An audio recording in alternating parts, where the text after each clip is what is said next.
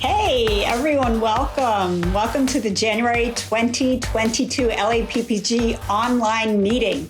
We're so glad to have you here with us tonight. We're going to be looking at audio again this month. We're going to be exploring Dolby Atmos, what you need to know. And I just want to turn it over now to Woody Woodhall, who is our resident audio guru. Woody knows all things audio here at the LAPPG and beyond. Introducing Mr. Edgar Rothermich. He has worked as an engineer, a producer, a composer, and he is now, for the last 30 years, but he is now concentrating on his role as an educator. And I got to know him through his book. He has a book series called Graphically Enhanced Manuals. And I was doing endless searching for more information on Atmos. And I came across a whole lot of very confusing and not useful stuff until I found this book of his. And at that point, it's really great. I give him kudos for that. I know I write for Fairlight for the Blackmagic Design Resolve manual, and I know how difficult it is to put these things together. And my hat, if I could take my hat off, I would take it off for you, but I won't. Here is Edgar.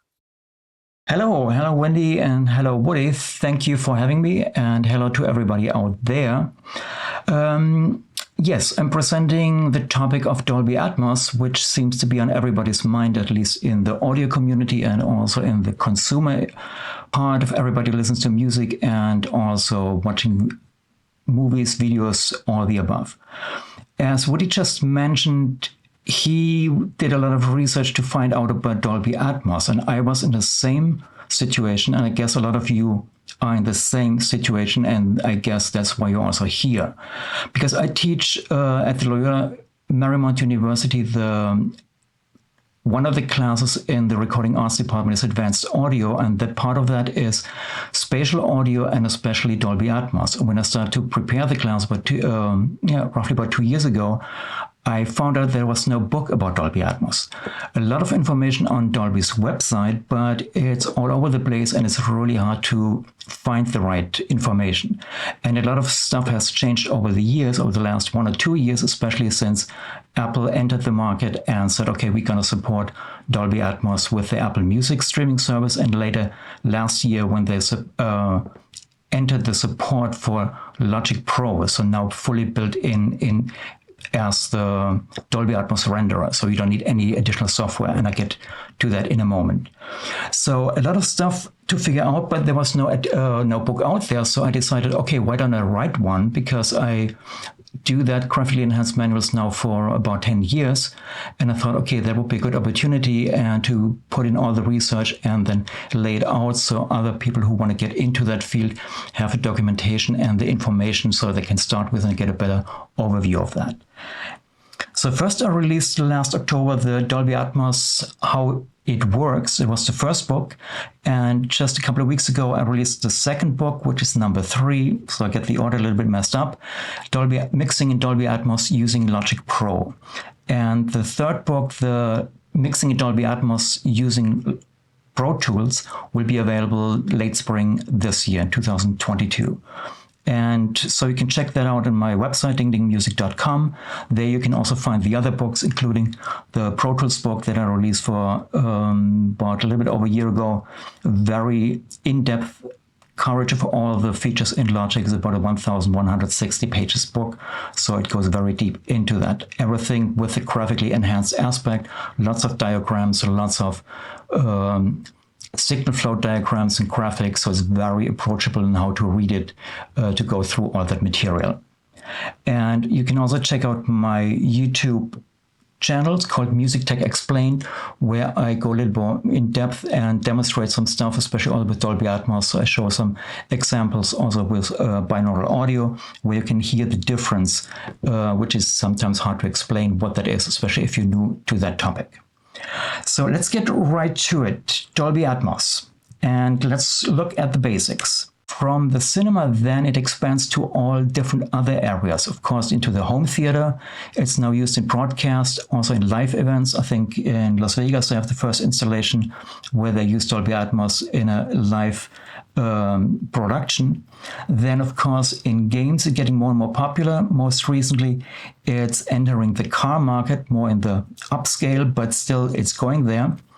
And the big splash was last year, because after 2019, when Dolby introduced Dolby Atmos Music, there were only Tidal available and I think one other streaming service. But the big splash was last year in May, June, when Apple announced the Dolby Atmos support for Apple Music streaming service for zero cost. So there is no premium service. So whenever people have already Dolby Apple Music, they just get Dolby Atmos for free, and you can switch between Dolby Atmos or stereo. You don't need special headsets. You can actually listen to regular headphones, because most people, they don't have the full 7.1, 9 whatever setup.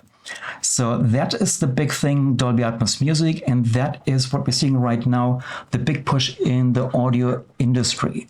That means we have a lot of studios that think about, okay, can we upgrade? Should we upgrade? A lot of engineers thinking about, should I learn that so I have more opportunities if the demand is there to learn that? And so there is a lot of movement since Apple's announcement, especially in the music industry, because in movies and videos, Netflix, Amazon, it's pretty much established and it doesn't go anywhere. So that's pretty much the standard. But in music, that's the big push right now. So you see a lot of studios, big studios, small studios, and even sound engineers, they're working at home, which is getting more and more popular.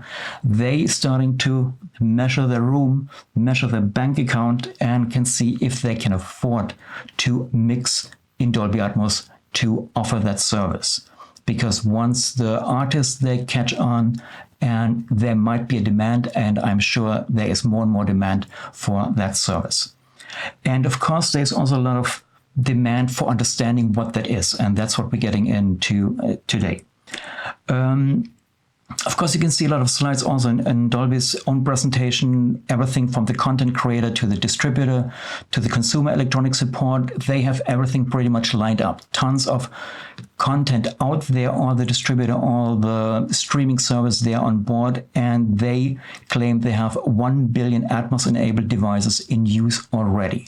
So it's not a new device or a new format that they have to push. So this time it's the other way around. So the electronics department did already that job. So the devices are already there for the consumer, and they only have to feed the content. So a complete different story than when they start with a surround sound and convince people, okay, you have to put 5.1 system in your living room, and that's the cost, how much you have to spend. Complete different story right now.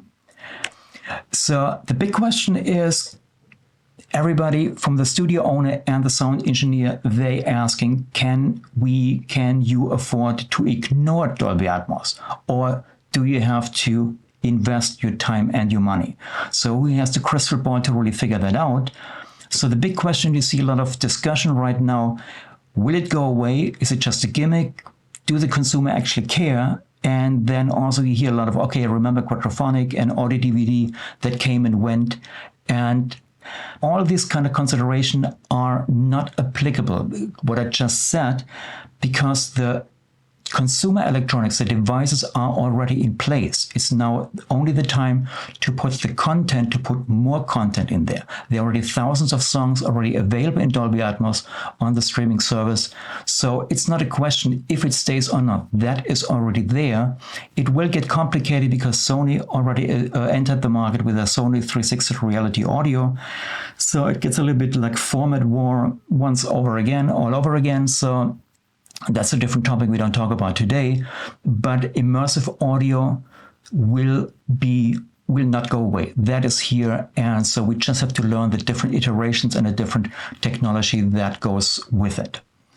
Then The next question is, can you afford to ignore Dolby Atmos? So I just mentioned that. So my answer is no, because like I said, so the movie is a de facto standard. Netflix is basically the specs right now. Streaming service, they are on board. The exception Spotify, nobody knows what they're doing, but it's a matter of time until they have to, because it's the peer pressure. If Apple says, okay, we have it already, they don't have the bragging rights. So it's the pressure for them to also join the game. Then a big selling point is, it's estimated that there's about 80% of music nowadays is consumed on headphones, on earbuds, all these kind of things. So that goes into that whole territory of binaural audio. The whole question is Dolby Atmos with surround sound, tons of speaker, tons of money to spend. That's not a question, because everybody has already the equipment. Everybody has the earbuds. That's what they listen to. And now the immersive audio comes in, because you don't listen to stereo headphones, you listen to binaural audio. And hopefully I have time to get into that a little bit, because what you hear is immersive sound with two speakers, exactly the natural way how we as human beings hear sounds, because we have only two ears, but we can hear surround, not 7.1, 9.1, it's infinity to one, whatever we listen to. So that is the important technology that's around for ages already. And it will evolve. It's not quite there yet. That's why you hear the discussion, I don't hear surround, I don't hear above or below. That's the whole thing with HRTF and other fancy technology that you have to get into it to understand a little bit why it's not quite there, but it will be there. Lots of money pouring in from big companies on research and development, and because they also smelling the money where they get their return on investment on that. And as I mentioned, the consumer electronics sector is already there. We see smart speakers, soundbars, lots of new TVs that are coming already built in with Dolby Atmos capabilities, your handheld device, your MacBook Pro, all that stuff. So it's already there. So you don't have to buy that. It almost comes in for free if you buy any kind of new equipment. So you don't have to spend the extra money for 5 extra speakers and so on. And as I mentioned, binaural playback, so that's still in development, so that will even get better as it is right now. So question is, what is the big difference compared to surround sound or to any of these failed surround formats that we had in the past? So first of all, there's no need to convince the consumer to buy expensive surround, because as I mentioned, they have already the equipment. So they have their earbuds, smart speakers, TV with Atmos, even head tracking, very important aspect. Hopefully get to that in a bit. And the Atmos content, especially with the music, is free if you subscribe any Netflix, Amazon. If you have your Apple TV or any kind of streaming device, then you just select Dolby Atmos. And if you have a TV ready or you have your smart speakers, whatever, it's right there. You don't have to put any kind of speakers around, behind the curtain, above the ceiling. It just works. To what content, that's a different story, and we get to that too. The important part is that we have to educate the consumers after we educate ourselves. That's also part of the big companies, why they need that and why it's better, and to get their skepticism a little bit out of the way and say, nah, it's nothing new. And we get that wow effect. Okay, wow, that sounds amazing. Now I can hear above. Now I hear the room, and not everything is squashed with overcompressed stereo, or I hear the whole thing in a movie theater. So that's our job, to really create amazing content to convince the consumer that is an amazing format, so they have more awareness. It's the same thing like in a movie theater. When people go to the movie theater, they don't care if it's stereo or if it's surround or Dolby Atmos. They have the experience. And if the experience is amazing, and then you tell them, oh, by the way, it's because you have the seating speakers, the surround speakers, so that makes a big difference. And then they will look for that logo and search for that better content, what they will be delivered to. Then Dolby Atmos playback. So basically we have to keep in mind, I like to categorize in 3 sections: in dedicated speakers, smart speakers, and binaural. The dedicated speakers is basically what we use in the studio, which have enough speakers to actually listen to it. But the reality, that is not what the consumer are listening to. And that's what we have to be aware of, because we listen on the perfect condition, but this is not the condition that the end consumer will listen to that product. They will hear it on their soundbar, smart speaker, integrated handheld speakers, up-firing speakers, there are tons of different technology rolled out by the consumer electronics sector, and that is the stuff what they listen to. It's a compromise, more or less pretty good, but we have to be aware of that. Or if they listen to headphones over binaural rendering, how could this experience? And that's the whole thing about workflows. When we mix in Dolby Atmos, you have to check how it sounds with binaural rendering if 80% of the people listen to that. And by the way, it's not only music with headphones. If you have your Apple TV, if you live in an apartment, if you have little kids, you don't have the speaker on and you turn it low. No, you can put your earbuds on it and you can hear surround with binaural audio, listening to that movie, your favorite movie. And even if you listen to with your partner, you can have two headphones via Bluetooth and you can stream both to that. So the technology is amazing, what's already there, and it only will get better. But that's an important thing, Dolby Atmos playback, that's to keep in mind what we actually listen in the studio, what is the listening environment out there, and the critical part, can we monitor it? It's like the old days if you're in the big recording studio, then you mix on your great speakers and you have your aura tones or your small speakers to see, okay, or you go outside of the parking lot to check in your car stereo how it will sound for the end consumer. There's a little bit of that aspect, but more complex, so to speak. And of course, this kind of stuff you might have seen somewhere. So these are the capabilities. So we have just smart speaker, Amazon Studio, and they have this technology built in using room reflection to have this immersive sound. Will it sound exactly like your 7.1.4 in the studio? Maybe not, but it is better than one tucked away speaker somewhere in the kitchen floor or somewhere. And so a lot of technology with with reflection from the ceiling, up-firing speakers, and just as compromise so people don't have to spend thousands of dollars and plaster tons of speakers in their living room. So now we come to our job as content producers. So what do we have to learn? The important thing is to understand that it's not only the technical side. It's not that we have to learn, okay, how to use it, how does Dolby Atmos renderer work, but there is a creative aspect. So not only the software, hardware, the codec, the best practice, we have to learn a little bit more about psychoacoustics, how stuff flies around, why it flies around, and how does that translate into, for example, binaural audio over headphones. Because it's a lot of stuff, okay, how does the brain work? Why can we trick the brain with just two earbuds to sound like someone is behind us, above us, or the other thing? So that goes into the creative part. So what can we do with the source in the film or in the music? Do we put the kick drum on the ceiling, on the roof, or behind other stuff? Does it make sense? What do we have to make sure in order to elevate a sound? If there's only low frequency and you don't know that specific frequency from 2 kilohertz, 4 kilohertz, that's what the brain uses as localization for height localization. That's all the stuff you have to combine the technology, the knowledge to create, to get that creative aspect. So that goes hand in hand. So don't focus only on the technical stuff. So what does the artist want to produce? What do you have to know in order to do that? And then the sky is the limit. With movies, it's a little bit more restricted because you serve the screen, the picture, the narrative, what's on the screen. With music, somehow restricted depending on the band or on the type of music. But once you go into experimental stuff, then you can do a lot of things and you have much more tools available than just your stereo field from left to right. And when you start the technology to learn to educate yourself, you have to start with terminology.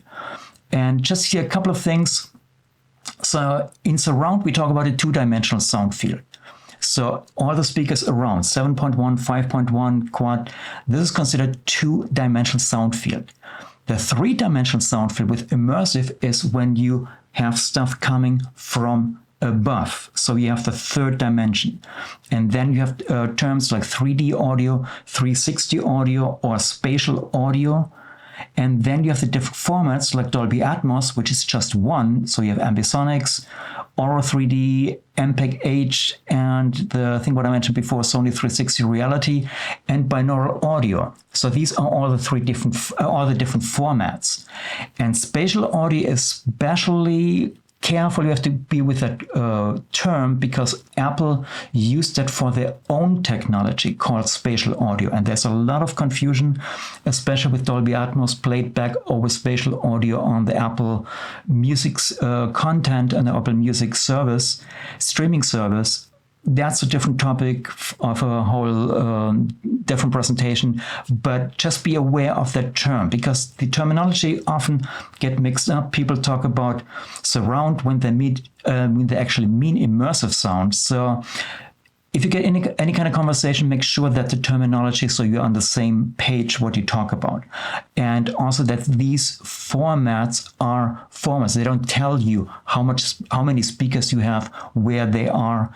Binaural audio, a different technology, but belongs into immersive audio, even if it's only 2 channel and not 10, 12, 15, or whatever channel that you have available. And the other thing you have to keep in mind, so you have a recording format, the mixing format, and a playback format. Like recording, so we can record in mono, stereo, multi-microphone, like a surround, ambisonic, or you record with a dummy head, like in binaural audio, which is then binaural recording. Then mixing, you can then mix in mono, stereo, or can mix in surround, and then you can play it back in these different formats. But Dolby Atmos is not a recording format. So be careful when you use the term. Dolby Atmos has nothing to do with recording. You don't record in Dolby Atmos. Dolby Atmos is a mixing format, starting with mixing film, now mixing music, and all the other areas. So it's a mixing format, same thing like Aura 3D, Sony 360, and the other one. And if you play back Dolby Atmos, you're not playing back Dolby Atmos.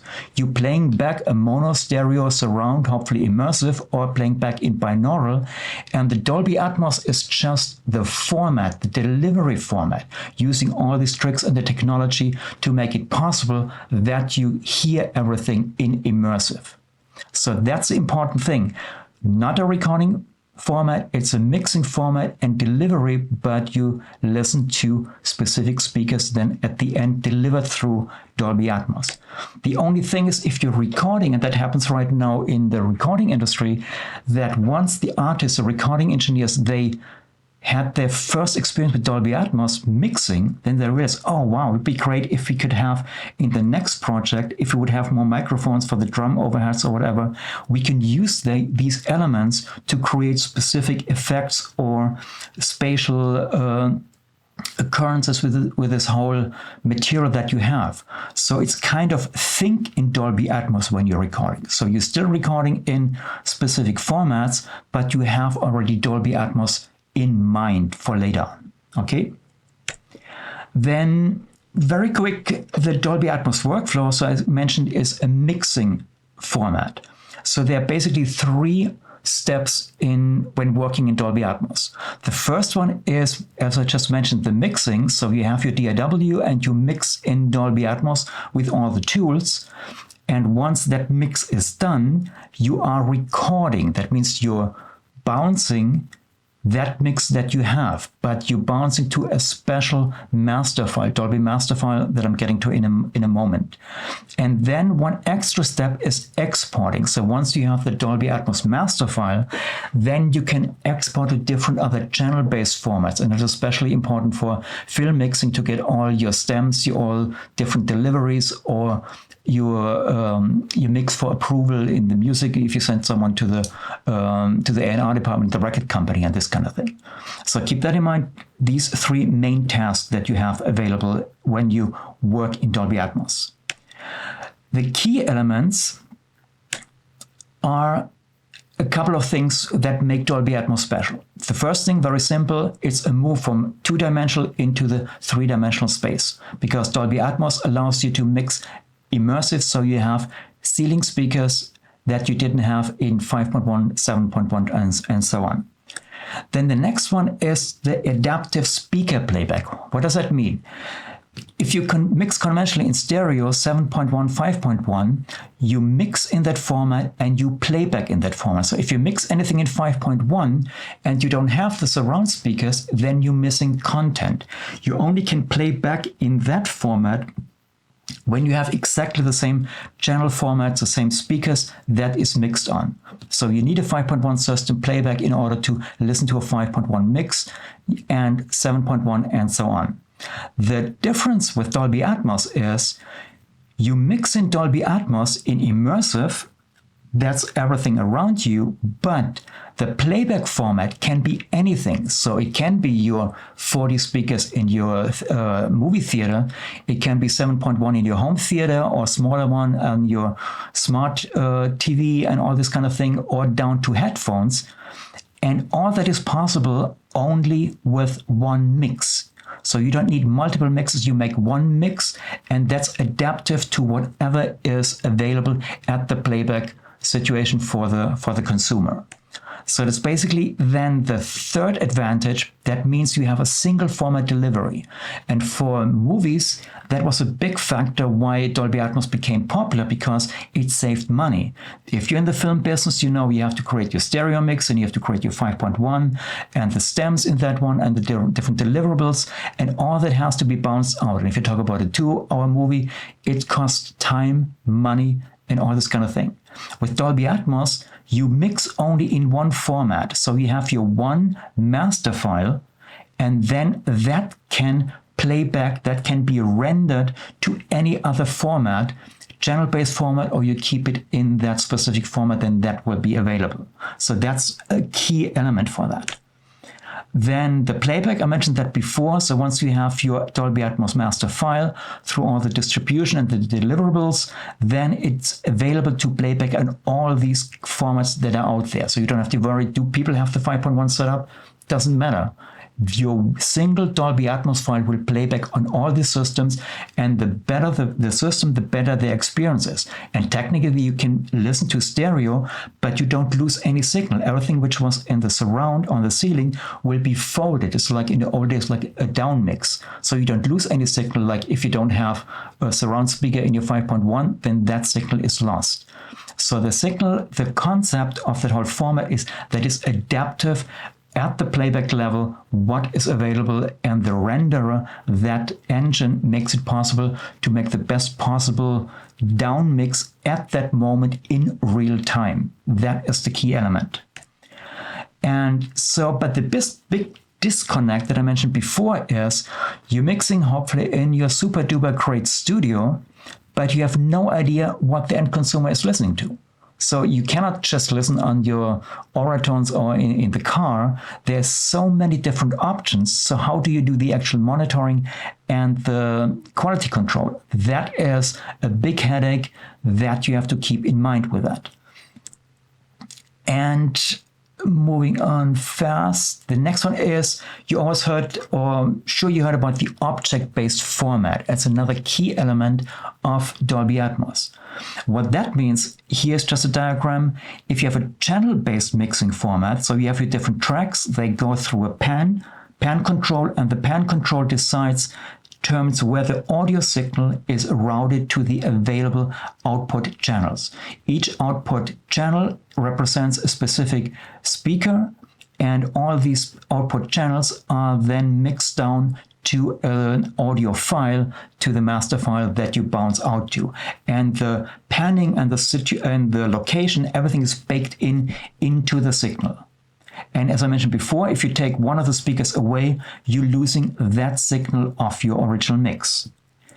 If you have object-based mixing, and that is the key element in Dolby Atmos, is that you still have the same source in your DAW, and you have a panner. But the pan information, the panner, the signal, the audio signal doesn't run through the pan pod or the pan control. The pan control is separate, because if you change anything, you say, okay, you pan the signal up, left, right, or whatever, that information is saved as metadata and is kept separate from the audio signal. Audio signal and pan are separate. So each audio signal up to 128, they are considered objects. So it's not a mix down into channel. Each channel is a separate object that kept separate with their information where in the three-dimensional space where you put that signal, that is saved as metadata. And that is one of the key elements how that is possible, that at the end, the renderer then takes all that information and then outputs it as specific channels, speakers, at the moment in real time when you play it back. And the same thing, that's when you listen to it, when you mix in Dolby Atmos, and when you record your master file, again, it's not baked in as a specific channel. What you save in your master file are 128 individual tracks, saved separately with the XYZ metadata pan information. So that separate information that is carried on from a master file to the distribution, doesn't matter if it's a movie theater or distributed through Apple Music or whatever. At the end, it arrives at the end consumer on their iPhone or on the Apple TV, and there is the built-in renderer. Then that renderer looks at what speakers do I have available and then decides how to take these individual audio signals and render the pan information where that signal is supposed to be. So if the guitar or any kind of dialogue is on the ceiling and you have only a stereo speaker, then that signal will be folded into a stereo. Or if it was on the ceiling, then it would be put into the surround tracks. So all that happens in real time during the rendering, because that is the object-based system. So audio signals are not baked in, mixed into a specific format. They're kept separate as objects. So that's that key element. The basic workflow is you have your DAW, and that's the good news. You don't have to change anything. Whatever DAW you have, if it's capable of mixing Dolby Atmos, you still mix there. That's where you do all your plugins, all your session, all the thing what you arrange. And the output of the DAW is not the output bus. You have up to 128 audio channels that you send into the Dolby Atmos renderer, and that is where the magic happens, where that information then is stored, and the Dolby Atmos renderer then plays it back through the speaker. So that's the general workflow. And the important part is, if you want to employ any kind of system, there are three basic setups. And that's important to decide what if you want to get into it. So 1, 2, 3. First one is you can run your DAW and your Dolby Atmos renderer, which is a separate application, software application. You can run it on the same computer, but it only works on a Mac. That's because there's some limitation for that software to use it that way. And if you use that concept, it's called the Dolby Atmos Production Suite. That is a bundle that you have to buy in order to run it that way. The next higher section is, the second option is you run your DAW on one computer and you run the Dolby Atmos renderer on a separate computer. For that, you need a different bundle. That's a Dolby Atmos Mastering Suite. So instead of having the audio having inside routed from the DAW to the Dolby Atmos renderer, it has to be routed from one computer to the other computer. And you can see that's going to be more expensive because you need much more gear, but you can run freely one or the other machine either on a Mac or on Windows. So you have more options available. And the third option that is available now for at least 3 DAWs, that is Nuendo, DaVinci Resolve, and now also Logic Pro. They have the renderer application fully integrated. So that means you can work in Dolby Atmos on one computer in your DAW, and you don't need any other application or any kind of other device is needed for that. And one thing you have to keep in mind, not to be confused with the word integration. So you can read, Pro Tools has Dolby Atmos integration and other have the integration, but it's different than Nuendo. Think of 3 different levels. No integration means that the DAW, like Ableton Live or Reaper, they don't know anything about Dolby Atmos. But Dolby Atmos or Dolby has tools that makes it available that they can communicate, handshake with the Dolby Atmos renderer, so you can actually work in Ableton Live Reaper or other software in order to mix in Dolby Atmos. Some application like GarageBand, that doesn't work because you need some kind of surround sound architecture as a minimum to do that. Then the next level is the integrated Dolby Atmos tools. That's an example with Pro Tools. Pro Tools does not have the Dolby Atmos renderer built in, but it has a tight integration and tools in Pro Tools to communicate and to work with the Dolby Atmos renderer. And then the third one is the Dolby Atmos, the integrated Dolby Atmos renderer. So make sure you distinguish between tools and renderer. Integrated tools is different from the integrated renderer, because I mentioned Nuendo, DaVinci Resolve, and Logic Pro, they have the actual Dolby Atmos renderer built in, so no additional software needed. And here's just a quick overview. So if you go for the setup number 1, that you require the Dolby Atmos Production Suite, and that is $299, or if you're an education account, it's $99. Keep in mind, this is a bundle, so it comes with a couple of applications that you need in order to run your Dolby Atmos mix. Then if you choose the solution with 2 applications, then it gets more expensive, because then you have to go for the Dolby Atmos Mastering Suite, which has the same Dolby Atmos renderer, but it's a couple of things are a little bit, a couple of features that you have in there that you don't have in the production suite, but you can look that up. But in that case, most likely you go for a more professional setup and you work with an authorized Dolby Atmos dealer, because you have to get most likely the second application from them. It's pre-configured and all this kind of stuff. So that's get a little bit more expensive and starts just for the software at $999. And if you just want to go with the cheap route, $0, that is, as I mentioned, if you have any of the application, the DAWs that have the fully integrated renderer, you don't need any additional software whatsoever or any hardware. You can just start right now and create your Dolby Atmos content. And I think we're going press on time, so I'm going very quick on this kind of stuff. So these are the different hardware solutions. So all these graphics are in the book. So most of the graphics that you see here, that's from the book. So you have much more detailed information that you can read up on that. And if you go more professional, of course, you would contact Apple, you contact Dolby or the Dolby authorized reseller, so you get more information on that.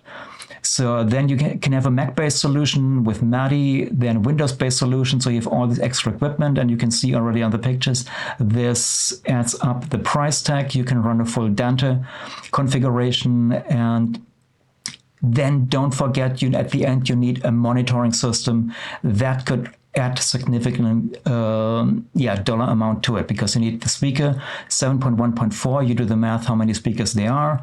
You need the audio interface with all these channels. You need monitor controller and AVRs. This is the thing where you want to listen to content from your Apple TV, to listen what other people mixing in Dolby Atmos. So they are a little bit weird configurations right now. You find a lot of information on the internet of what's out there and the discussion. That's one of the diagrams. That's the important part, because I mentioned the object-based audio. That is the key element of Dolby Atmos. That's where it gets confusing, is that Dolby Atmos also has that channel-based element in it. And that's when you hear a bed versus an object. So what I described before, the advantage of an object, that the audio and the pen information is kept separately. That is the object part. So any kind of track in your DAW that uses that configuration in order to send that information to the Dolby Atmos renderer, that is considered an object track. But a bed track is also possible with Dolby Atmos, and that functions exactly like your regular surround bus. So you have your surround panel, the signal goes through the surround panel, and you have up to 7.1.2 wide channel bus that you route to the Dolby Atmos renderer. And that's a lot of discussion. When to use beds and objects? So again, that's a totally different topic. Lots to talk about that. But that's a basic concept you have to keep in mind. From a DAW side, you choose which signal what you're going to treat as a bed track or an object track. And there are pros and cons, but the important part is bed tracks treat like a regular surround routing, like a regular surround bus, and object tracks have that special 3D panner or object panner that where the XYZ data, the pan information where you position that signal, that is kept separate from the actual audio signal, and that is sent to the Dolby Atmos renderer separately. And only when the renderer produces the actual output, that what you listen to, or the actual Dolby Atmos master file that you produce, that you export, that is kept separately, and only during the production, during the playback, will all that information then combined into figured out what's available and then presented to the speakers to a channel-based signal. On the Dolby Atmos renderer, so you have a total of 130 inputs. So whatever you have inputs available on your DAW, whatever signal, so you have to decide on a maximum of 128 audio channels that you have available that you can pump into the Dolby Atmos renderer. Think of it like a 128 wide bus that you send your signals to. So Dolby Atmos renderer has 130 channels. 2 channels are reserved for timecode because you have to sync both signals, both the DAW and the Dolby Atmos renderer.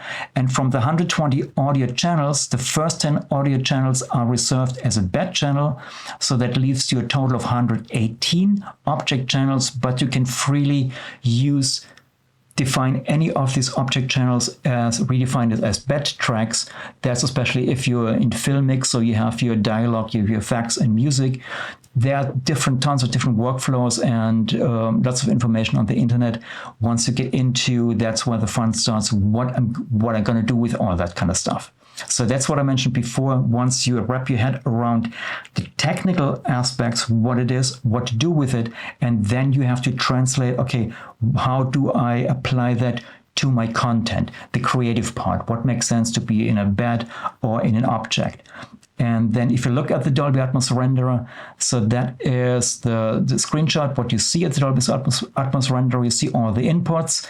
Then these are the output channels, so you see a representation of the room of the individual channels, and you have like a 3D graphics of the room, and you can see the different objects where they are positioned and what's happening in your immersive sound.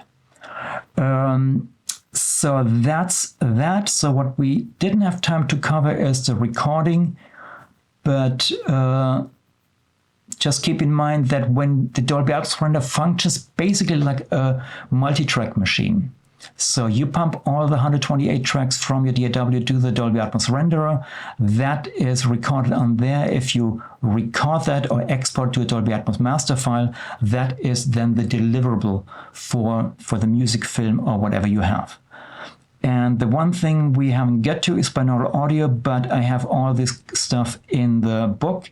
The only thing I want to mention Dolby with binaural audio, that is what gets interesting. You have to learn on this kind of stuff, the concept, how we hear with the brain, because you have to make a distinction. Our ears, we listen through our ears, but what we actually hear, that is put together by the brain. And that's where the psychoacoustic comes in, and that's why binaural audio works. And that's where it gets interesting, how to get to that effect that when you play back in stereo, instead of having everything inside your head over headphones, you listen to headphones, but all of a sudden the signals are appearing outside. So as I said, lots of other information you find in my book, and that was the really fast rush through most of the important stuff. So we're not going to have a lot of time to get all of these questions, but let's see if we can get a couple of these out. Barry wanted to know, many people are mixing with only objects and the LFE and no other bed tracks. Do you have an opinion about that? Again, that is just the personal preference. So technically you can do both. You can use Dolby Atmos just to use bed tracks or only object tracks. We have to know the limitations. For example, with bed tracks, one limitation is you can position a signal only at once one location at the left and right, because the bed tracks are limited to 7.1.2. With bed tracks, you don't pan your signal to a specific speaker, you pan it to a location. So think of a GPS system. So you have to keep in mind what limitations you have with that. And there's some kind of workarounds, but then it gets more into details. But the main thing is the limitation, what you have and what you can do with one or the other. And regarding the LFE, yes, object tracks don't have a dedicated LFE track. So LFE is a completely different story, what to use it for, what not to use it for. But that's what gets exactly into workflows, and it gets into technical versus creative part of that topic. Yeah, and I know a confusion that a lot of people have regarding the LFE is that it must be a part of a bed. It can't be an object. Yeah. Let me go to Aaron here. He has an interesting question that I know a lot of people are confused by. So would a usable workflow be prepping a mix at 7.1 channel-based while simultaneously creating object tracks for mixing in Atmos and then moving to an Atmos room and fine-tune your channel-based mix and mix then in an object-based manner? It's not even necessary there, because the workflow, and I didn't mention that, is you can any kind of prep work. So it doesn't mean if you only work in music and you don't have access to a 7.1 room, or you work in film, you do the editing for dialogue and this kind of thing, you can work from the beginning already in Dolby Atmos. Because if you use the binaural rendering, then you can position already your signal. So you don't have to restrain yourself to the 5.1 because your editing bay maybe have a 5.1 room. You can do that. But technically, if you use your headphones, you can already position the signal in the space using the objects already and carry that over to the big room or to the dubbing stage. And not only that, so there's one advantage also people don't realize, especially composer. A lot of film composers, they deliver nowadays in 5.1. Bigger composer, they have the 5.1 system at home, but the up and starting lower end composer, they don't have that system. But they can use Dolby Atmos at home to actually mix already or prepare already in 5.1 and render 5.1 with binaural audio using the Dolby Atmos renderer, and then exporting the 5.1 stems to the dubbing stage. So they are not, if the job application, can you mix in 5.1? And say, no, I can. Okay, then we take the next guy. Now you can say, yes, I'm fully equipped. And you can cheat yourself through it. It's not perfect, but you're up one level already. So there's a lot of advantages once you understand what's possible and say, oh, wait a minute, that's good. I can use it for this way. And this would be one example. So a lot of people are probably going to want to get a hold of you. So is that just through a contact form on your website, or what's the best way to reach out to you besides picking up these great books of yours, which are very reasonably priced, by the way? These are not $50 books. And also the YouTube channel, which has fantastic explainer videos on there. I use Logic besides using Pro Tools, and your Logic stuff is fantastic. I mean, there's all kinds of stuff I learned from you that I hadn't seen anywhere else. And, you know, I mean, YouTube is kind of a weird landmine. Sometimes you get lucky and most of the time you don't. And when I found you, I was like, wow, this guy's got really good information. Fantastic. So yeah, that's how the can thing. they get a hold of you? Yeah, so the YouTube channel, so that's Music Tech Explained, that you can find on YouTube. The best way to get a hold of me is with email that's also listed on my website, info@dingdingmusic.com. So any specific questions, as I mentioned before, I'm a one-man operation, so I write the books as a self-published author, so I don't have a secretary if I get 50, 100 or whatever emails. So any kind of thing, if I can respond to it, so if it takes a couple of days, so please be patient with this kind of stuff. All that. Thank you, sir. But, yeah. And I just want to thank everybody. Edgar, thank you. That was a ton of amazing information packed into a small amount of time. Thank you so much. We're going to have to, of course, have you back because you're very efficient and effective. So I really appreciate that really good presentation. Thank you. And make sure if you are on our website to head to our blog. We have a Meet series. And this month we are meeting Benjamin Volker from Carl Zeiss, and he has worked on the Zeiss Supreme Radiance lenses. I'm not sure if you guys remember, these are those really high-end lenses that have the beautiful flares. So in his, it's not a very long blog post, but it's full of incredible information. I didn't know anything about lens flares, and after interviewing him, it was so interesting. So I highly recommend you take a look at that and learn about these really cool lenses and what it takes to make those lenses. And don't forget to visit our YouTube channel. We have over 70 videos there now. If you missed a meeting, see if we have it up there for you. Make sure you subscribe to the channel. And then there's a little bell, a notification bell. So click that and then you'll be notified every time a new video drops. And make sure you connect with us. Join us on Facebook, Instagram, Twitter, and LinkedIn. Please use the hashtag LAPPG. Follow us and we will follow you. And a huge thank you to our partners. At the gold level, we have Adobe, Blackmagic Design, OWC, and Zeiss. And at the silver level, AJ Video Systems, Isotope, SGO, and Reduct. And we have a lot of amazing companies that support the group as well. We have supporting companies, we have media companies, and we have community companies. So be safe, take care, and we will see you next month. Thanks again, Edgar. What a wonderful, wonderful presentation. Thank you. Thanks. You're welcome. Bye, everybody.